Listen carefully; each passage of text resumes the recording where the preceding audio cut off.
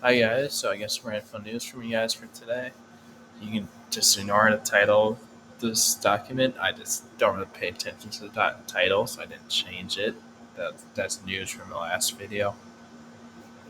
So then first let's start with Commanders 2023 first round pick cornerback Emmanuel Forbes. So this is a backup, which isn't like terrible, but like he was a first round pick last year, so you kind of hope he's gonna have him as a starter. But his unofficial depth chart, so a lot of things can change. Obviously, he has the whole preseason to help just impress and to get better.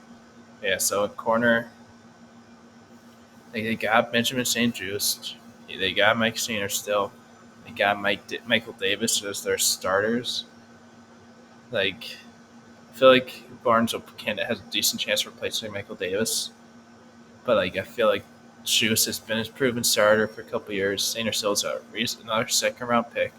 So we'll see. And so that's that.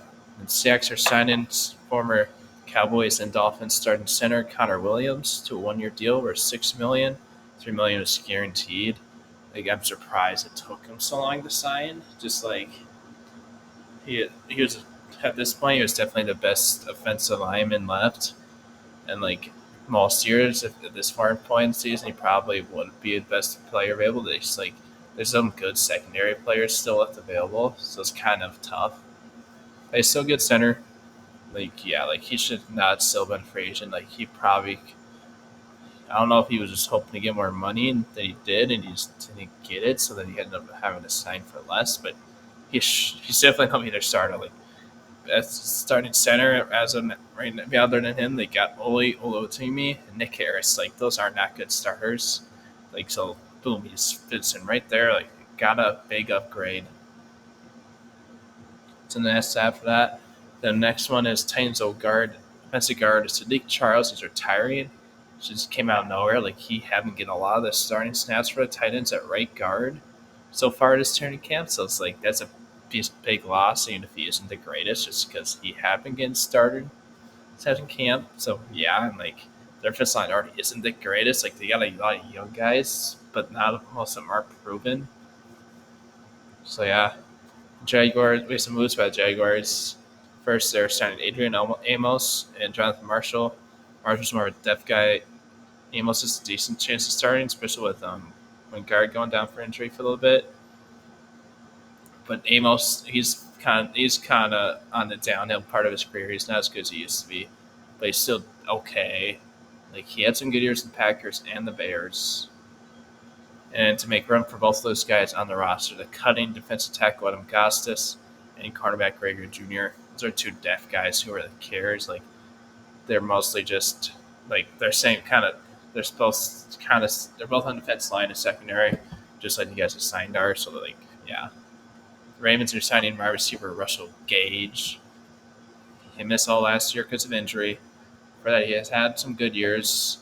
He didn't do the greatest his first year at the Bucks, but he had some good years with the Falcons. So we'll see if he can bounce back. But it's tough because he's coming off injury. We haven't seen him for a year. Also, when he was with the Bucks, Brady didn't have the greatest final year, and he goes behind Evans and Godwin, two really good wide receivers. So, and then for the Raiders, both their quarterbacks, Aiden O'Connell and Gardner Minshew, are struggling so far in camp.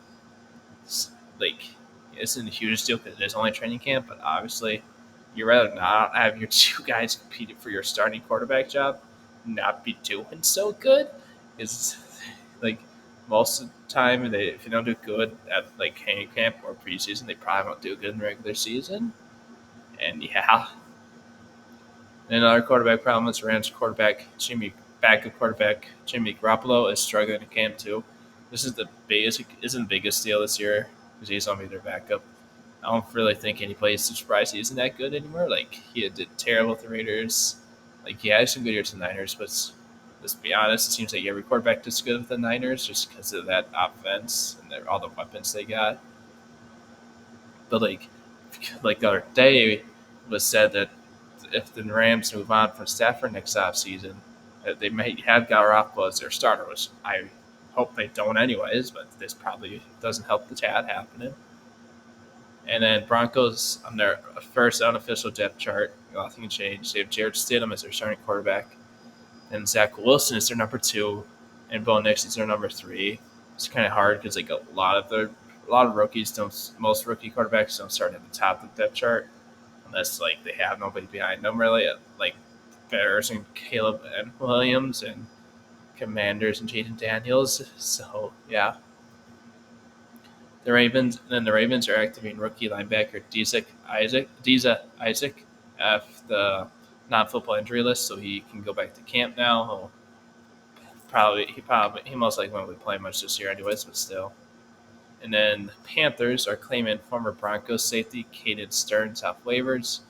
It was said the other day they were probably going to trade or release him, and obviously never releasing him and waiving him, so probably nobody will. Everybody was just like, well, we don't really want to give up anything for him. Let's take our chances on waivers. The Panthers got it, but I'm pretty sure they're probably the first team on waivers anyways because they were the worst team last year, so like it didn't really matter. And make room, they're cutting wide receiver Cam Sims. He's depth. He's more of a special teamer. Okay, not a big deal at all.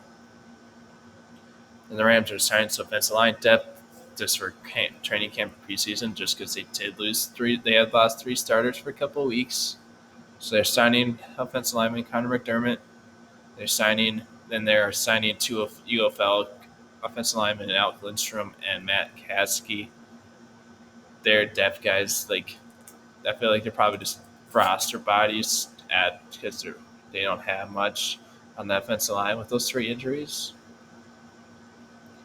Then like it's another minor one, like it's not a huge one, but hell, Niners are placing wide receiver Malik Turner on IR, so he's done for the year.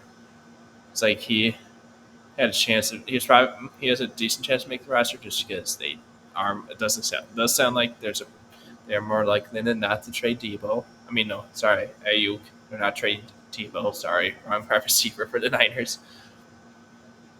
So yeah, so we'll see what happens there. And then Chargers are signing Renegades quarterback Lee Spreads as a UFL team, a spring league. So yeah, like he helped lead them to the spring league championship not this past season for the spring football league, but the year before, and he was a big factor in that. Like in that season, they started off bad. They traded from at that league's deadline. They did good, and then they had a losing record into it, but they still made the playoffs and they were able to win the championship. So it doesn't really matter. It doesn't matter if you don't think if you're a fan of that league that they shouldn't have made playoffs, but they still did, and they took advantage of the opportunity. That's what happened. Like he didn't have a great year this last year, but he's still a decent quarterback. He's going to be their backup. Most likely, he probably will be out Easton Stick and Max Duggan, the former TCU quarterback, and going into the second year. But we'll see. I feel like he'll probably be the second or third quarterback. Probably find a way to make the roster somehow. But yeah, thanks for watching, you guys. Hope you have a good night.